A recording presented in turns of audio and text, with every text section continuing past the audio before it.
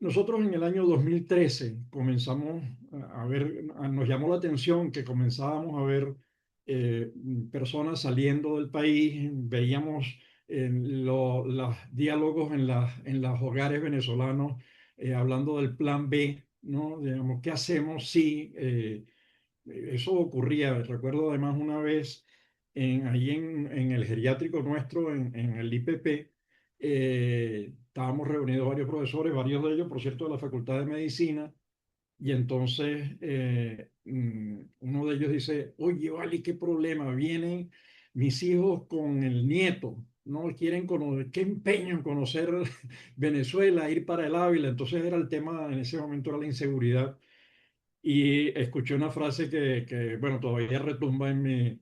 Dice, yo prefiero despedir a mis hijos en el aeropuerto que en el cementerio, ¿no? Ese era, y me llamaba la atención y comenzamos a trabajar el tema de la diáspora. Empezamos a ver números nosotros porque no había información, bueno, no existe todavía información oficial de lo que está, de lo que es el flujo migratorio venezolano. Entonces, un buen día en España, me doy cuenta que yo tengo 60 estudiantes míos, digamos, que pasaron por mis aulas de clase directamente, no que estudiaron en la escuela, sino que fueron mis estudiantes y de sociología, digamos, no eran ingenieros, digamos, digo por facilidades de inserción laboral, no eran médicos también, no eran enfermeros, no eran y eran 60 y empiezo a contar que también tengo en Francia, que tengo en Suecia, que tengo en Estados Unidos, alumnos que pasaron o bien por el aula de clase o bien por la empresa que nosotros teníamos, que habíamos montado, por cierto, los muchachos de la escuela, ¿no? Que se llamaba SEAT.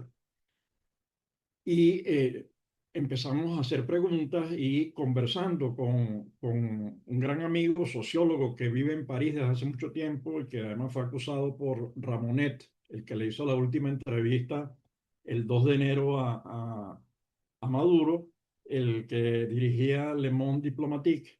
Eh, Conversando con él empezamos a perfilar lo que era el tema del estudio, ¿no? Y los principios son más o menos los siguientes, ¿no? Toda diáspora es irremediablemente positiva, ¿no? No hay, y Venezuela en eso es una enorme experiencia, ¿no? Yo aquí estoy viendo algunos apellidos de los que me aparecen en pantalla y algunos tienen origen italiano por allí, varios, ¿no? No sé si son de abuelo o de padre italiano o ellos mismos nacieron en Italia y están residenciados en Venezuela. Eh, y eso ocurría cuando preguntábamos en el aula de clase a los muchachos, ¿quiénes son venezolanos en primera generación? Respondían, bueno, todos los brazos alzados. Pero cuando llegamos a la segunda y tercera generación, la cosa cambiaba, ¿no? ¿A qué voy con esto?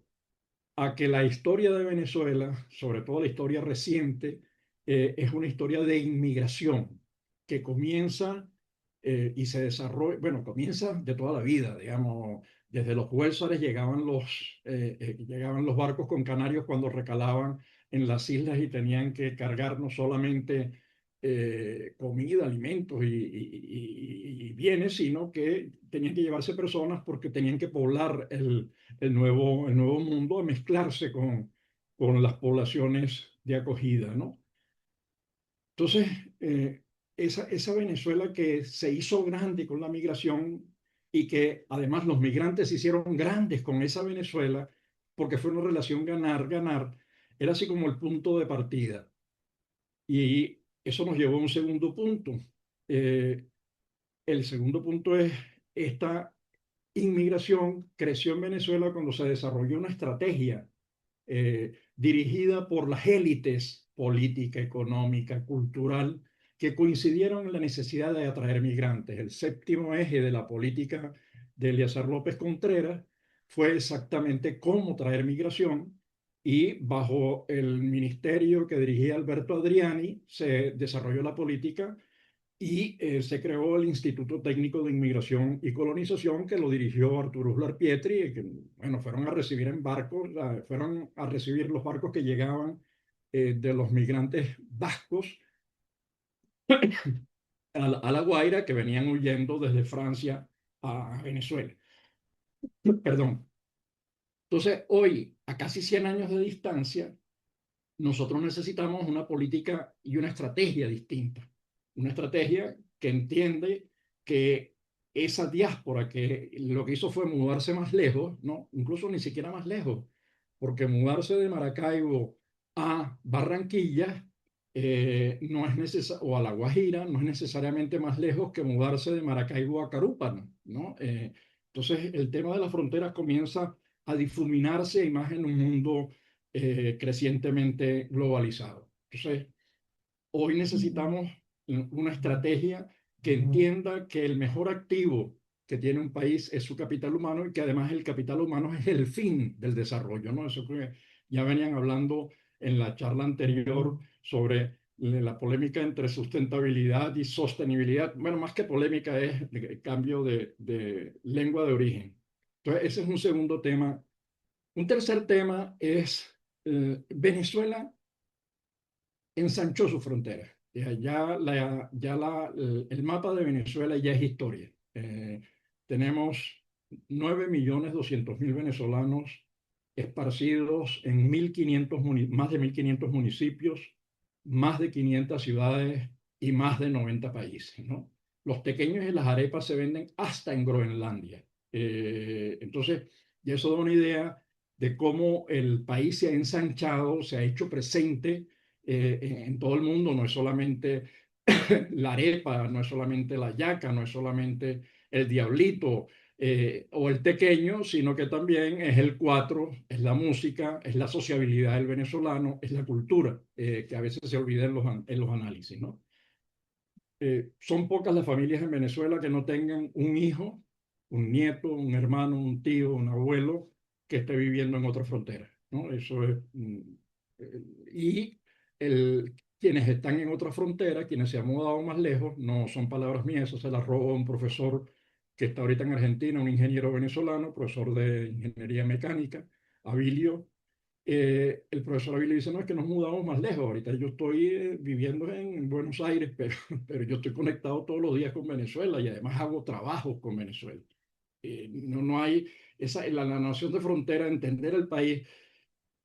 Eso para nosotros es fundamental porque da una idea de que la Venezuela que nosotros conocimos, con la que crecimos, ya no es, esa Venezuela se transformó en la corteza y en sus entrañas, ¿no? En las entrañas es que dónde está creciendo la población venezolana. Ustedes que están viendo también el tema de la demografía, está creciendo en otras fronteras, ¿no? Porque la diáspora significa una reconfiguración de la pirámide poblacional en Venezuela, de la estructura poblacional, porque el promedio de edad de la diáspora es 36 años, es decir, en edades productivas y reproductivas. Y eso tiene consecuencias para las personas y niños. A mí no me gusta el término, pero es lo que se utiliza en la demografía, en el estudio de las migraciones, los dejados atrás. Eso ocurrió con los migrantes que nosotros recibimos de Galicia, de Canarias, de Italia, de Colombia, en un país muy cercano, ¿no? Venía la familia y dejaban a los hijos con las hermanas, las tías, las abuelas, mientras se acomodaban acá económicamente para que sus hijos pudieran seguir estudiando. Eso está ocurriendo también al revés en este momento en Venezuela. Esa nueva realidad es, repito, ganancia para todo el mundo. Es ganancia en términos de remesas sociales, no las económicas solamente, las sociales, es conocimiento, el hecho de estar en los centros de excelencia o en mercados competitivos o, bueno, eso desarrolla habilidades y competencias. Dice la gente, bueno, pero eso es difícil explicar esto porque la decisión de emigrar es un hecho absolutamente individual, más que individual, familiar, ¿no? Es una conversa entre los integrantes de la familia. Y bueno, eso para nosotros es un activo, es una reserva internacional de Venezuela que sumada al capital humano que está resistiendo en Venezuela, que ha logrado a duras penas, pero ha peleado cada milímetro para mantener las universidades funcionando, las empresas funcionando, los centros de investigación funcionando, los museos funcionando. Esa suma de capacidades, esa conexión de capacidades nos va a permitir reconstruir un país que ha sido devastado, digamos, no es un tema, son los números. Los números indican que hubo una contracción del 80% hasta el año 2020. Eso es una persona que pesaba 100 kilos y medía 1,90 y de pronto está pesando 20 kilos. Recuperar esa persona que pesa 20 kilos para llevarla a un estado normal requiere unos cuantos años de inversión sostenida del país que no va a ocurrir de un momento a otro. Se vive en los temas de servicio como agua, electricidad, transporte, gasolina, incluso ahorita con el precio de la gasolina a $1 por litro, ¿no? Eh, Esto además ha creado una nueva situación en el viejo mapa, que es, además de los niños y jóvenes dejados atrás, se desgajó la pirámide poblacional, el 30% se mudó más lejos y queda entonces una sociedad donde hay gente mayor y en la gente mayor los costos de salud se triplican. Eso tiene implicaciones entonces para el tema de salud, pero los niños y los jóvenes y el mantenimiento tiene implicaciones para lo que es educación, servicios de asistencia, etcétera, etcétera, ¿no? Más todo lo que tiene que ver con lo afectivo, con los temas del duelo, el dolor, la distancia, etcétera. Por fortuna, hay medios de comunicación que permiten mantener a las personas conectadas. Esas personas que integran la diáspora, eso que ustedes ven atrás es la distribución de la diáspora en el mundo, ¿no? Por países. Los círculos, las dimensiones de los círculos tienen que ver con la cantidad de personas que hay en cada uno de los países. Aunque la gente no migra a países, la gente migra a regiones, migra a localidades incluso, ¿no? No migra ni siquiera a Caracas, como migraban de pronto a Candelaria, que era donde se concentraba una parte de la población de origen español, a Chaguaramos, donde se concentraba, y Santa Mónica, donde se concentraba una parte de la población de origen portugués e italiano. Entonces, el, la gente no migra a Caracas, la gente migra, digo esto, lo pongo como ejemplo para que se entienda, no migran a Colombia, migran a Bogotá y dentro de Bogotá, que es casi un país, 10 millones de habitantes tiene esa ciudad, migran a determinadas localidades donde tienden a concentrarse los venezolanos, ¿no? Migran a Medellín, migran a Cúcuta y los impactos son diferenciales, ¿no? Digamos, en Bogotá la diáspora venezolana representa el 5% de la población, pero en Cúcuta representa el 30%. Entonces, los efectos sobre los servicios, todo esto tiene una dimensión distinta. Pero además, migran no de Venezuela, migran de manera particular de algunos municipios de Venezuela. De esos 335 municipios, hay algunos en los que se concentra y eso tiene consecuencias para vivienda, empleo, mano de obra, perfil de la mano de obra requerida, servicios y proyecciones de población, educación y hasta para el tema electoral, ¿no? Porque cambian incluso el concepto de las circunscripciones y las dimensiones de las mismas, ¿no? Entonces, el tema de la diáspora no es que comienza cuando la gente sale de la frontera, atraviesa esa frontera para cualquiera, Brasil, Colombia o las islas. No, es un proceso global, es un proceso en el que todo ese nuevo país se ve afectado, digamos, se ve impactado más que afectado, porque afectación podría ser, eh, tendría carácter negativo, no, se está transformando esa realidad, que es lo que es importante entender, ¿no? Que somos un solo país mucho más amplio, con nuevas fronteras, que tenemos gente allá arriba, desde Groenlandia hasta allá abajo en la Patagonia, ¿no? Entonces, bueno, esa es una realidad que tenemos que abordar, digamos, y eso tiene implicaciones para hacer política pública, ¿no? Para aprovechar esa capacidad. Con el título del libro, a nosotros nunca nos gustó el título en particular, porque era una estrategia de venta del editor, ¿no? ¿Qué hacemos con la diáspora? Una pregunta, cuando en realidad la diáspora ya viene haciendo un trabajo, ¿no? Entonces, brevemente, me lo viene haciendo, por ejemplo, en el tema ambiental. En el tema ambiental, las organizaciones de la diáspora que tienen menos riesgos que los que están dentro del país, dentro del viejo mapa, bueno, han venido denunciando lo que ocurre con bosques, con ríos, con el lago Maracaibo. Digo porque todo el tema siempre tiende a concentrarse en el sur del Orinoco, que ya es gravísimo, con la extracción del oro, el coltán y el torio, sino que tiene que ver con toda una destrucción ambiental asociado a, por ejemplo, el desmadre que hay con la industria petrolera, lo que allí quedó. Entonces, y eso se viene denunciando. Hay por lo menos 60 vídeos construidos, además con los celulares de personas que están cerca del sur del Orinoco, viendo lo que ocurre en las cabeceras del Caroní, filmando y arriesgándose, pero se divulga esa información internacionalmente y eso va generando, bueno, una cierta conciencia en organizaciones e instituciones.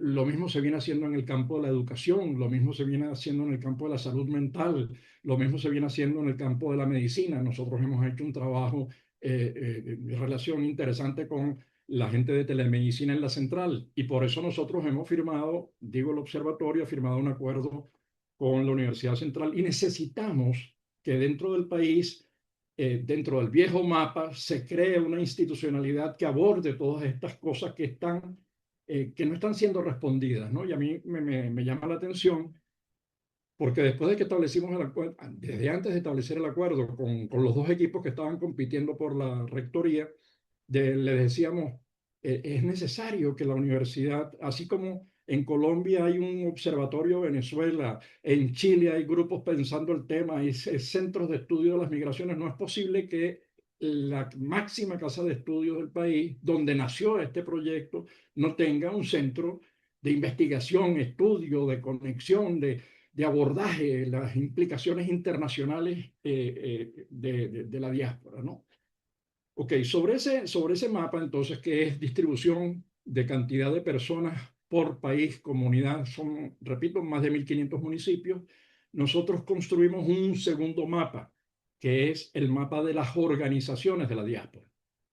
Son más de 1.500 organizaciones en las que hemos segmentado en distintas áreas, ¿no? El área de ingeniería, salud mental, teatro, salud, emprendimiento, educación superior, derechos cívicos y políticos, derechos humanos, bueno, todo el ambiente. Nos hemos ocupado de todo ese tema y tenemos a esas organizaciones segmentadas y agrupadas y con ellas desarrollamos un intenso trabajo que ha culminado en varios proyectos. El proyecto de emprendimiento que presentamos en Colombia, en Bogotá, en la Cámara de Comercio, y luego el proyecto de una nota de comunicación, pues tenemos miles de periodistas que han tenido por persecución política o porque cerraron las empresas o porque no hay libertad de expresión, han tenido que mudarse a otros lugares y desde esos lugares están construyendo plataformas, medios, información, sistemas de conexión que es necesario atender y eso lo hemos planteado a la Organización Internacional de las Migraciones con la que mantenemos un acuerdo y al Refugee from Venezuela, que es el R4B también, que es el programa de Naciones Unidas, que nace en 2018, que es un poco la cifra que siempre se utiliza, que es la de 8 millones de venezolanos fuera, y se lo agradecemos a la OIM porque ha hecho un trabajo hermoso de recuperación de la información y seguimiento milimétrico a la diáspora venezolana, básicamente en 23 países, pero los venezolanos estamos en más de 90 países. Entonces, esas organizaciones están tejiendo unas complejas redes. Entonces, esas organizaciones ambientales están conectadas a la gente de la ULA, al MISA de la Central, están conectadas a las universidades en Guayana, a centros de investigación en Guayana, a especialistas, y se van creando complejas redes en el tema ambiental, incluso con trabajos hermosos con la comunidad indígena Guatuna o con los Yupkas en Maracaibo, entonces en el Zulia digo, y esas conexiones van, bueno, van permitiendo hacer desarrollos interesantes de proyectos de búsqueda de recursos que Venezuela va a necesitar mucho.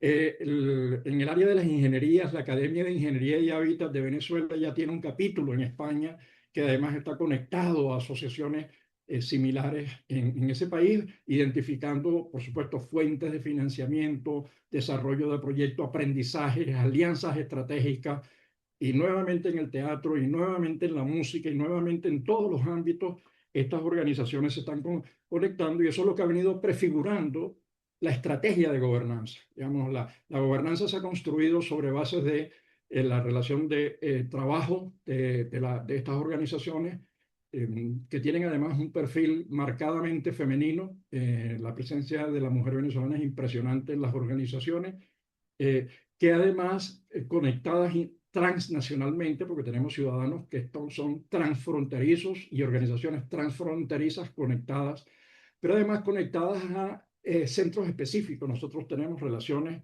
cuando digo nosotros, es estas organizaciones tienen relaciones particulares, por ejemplo, con el estado Zulia, que es de donde viene una parte de la diáspora de algunas regiones específicas, donde predomina la presencia de personas de origen zuliano, o de Oriente, o de Falcón, o de Caracas. Cuando digo Caracas, de la región capital, pues toda la zona, incluso urbana, que va desde Carabobo hasta Miranda, ¿no? Digamos, entonces, esas conexiones han prefigurado la relación, porque ha sido un trabajo de la sociedad civil en todos estos ámbitos, ¿no? Ejerciendo lo que nosotros llamamos, y por ahí voy cerrando, para abrir las preguntas y las dudas y los desacuerdos también, se va prefigurando lo que llamamos diplomacia pública. El gobierno venezolano ha venido manteniendo relaciones en los últimos 25 años, 27 años, con países fundamentalmente del mundo contrario a los principios del mundo occidental, ¿no? Entonces las relaciones fundamentales han sido con Cuba, Nicaragua, en algún momento, por supuesto, con Bolivia cuando estaba Evo, en un primer momento también cuando estaba Lula, con López Obrador en México, pero por supuesto con Putin, con Jinping, es decir, con Rusia o la Unión Soviética, con China, con Irán, con Turquía.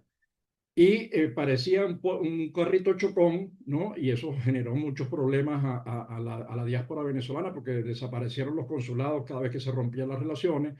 Un carrito chocón con Colombia, ¿no? Se decía que Venezuela limitaba con la FARC, no con el gobierno colombiano.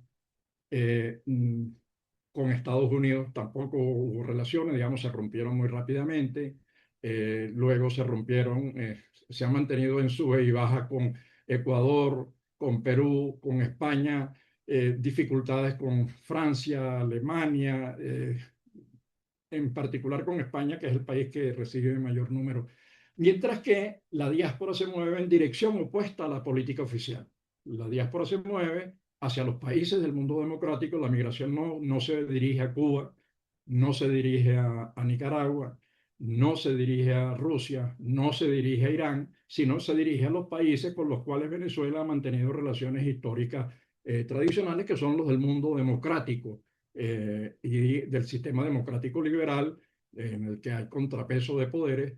Y bueno, eso ya indica lo que está haciendo esa diplomacia pública. Esas organizaciones documentan, denuncian, denuncian en universidades, que a veces es difícil que se comprenda la situación de Venezuela, denuncian ante instituciones, promueven pronunciamientos del Parlamento Europeo, del Parlamento Español, del Caucus norteamericano, del Parlamento colombiano, del Parlamento peruano en relación al tema venezolano, y eso es lo que se ha venido fraguando sobre relaciones de confianza, trabajos juntos o conjuntos, eh, redes tejidas con pocos recursos, pero con mucha confianza y con mucha convicción, es lo que ha venido fraguando la estrategia de gobernanza, que la propuesta que emergen de allí es, uno, necesitamos crear no sabemos cuál es el nombre, provisionalmente hemos dicho, el Instituto Venezolano de la Diáspora.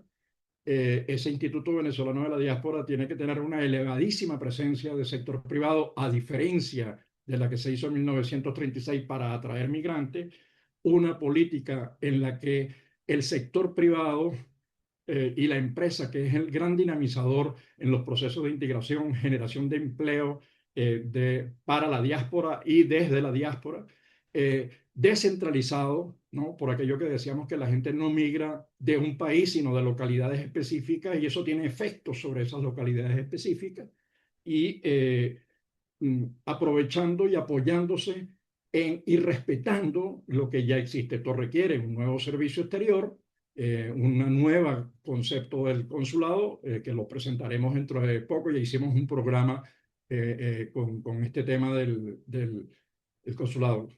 Y termino aquí con el programa.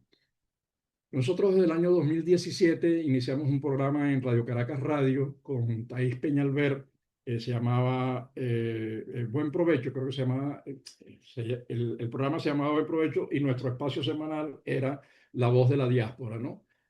Luego ese programa, luego cuando cierran Radio Caracas, decidimos mantener el programa La Voz de la Diáspora desde el año 2017 hasta el día de hoy. El próximo lunes estaremos presentando los resultados del estudio que estamos, ahorita mismo estamos trabajando en los gráficos fundamentales para presentarlos el lunes, que es un estudio de cómo percibe la diáspora la situación actual del país. Y este programa nos ha permitido conectar a más de 600 organizaciones y representantes y actividades que desarrolla la diáspora. Eso se complementó con un segundo programa que era Diáspora y Ambiente, que pudimos mantener por año y medio, y que, bueno, pues no había recursos ni energías para mantener el programa año y medio, que se llamaba Diáspora y Ambiente, donde salíamos siempre molidos por la grave situación de sustentabilidad, sostenibilidad, y bueno, ahí se rompían los cánones de la ética ambiental, los cánones de la ética y la dignidad humana. Así que hasta aquí lo dejo. Se aceptan, repito, desacuerdos, preguntas y todo lo que ustedes quieran.